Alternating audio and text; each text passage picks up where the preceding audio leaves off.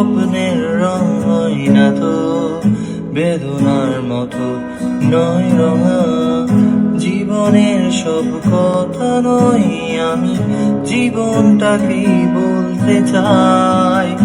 হয়তো দুর্ভাগ্য নয়, সে তো ভালোবাসার কাব্য কয়। আমি কবি নই, তবু কাব্যের ভাষায় বলবো আজ। তোমার হাসির শ্রাবণ ঢলে স্বপ্ন নিয়ে বাঁচতে চাই।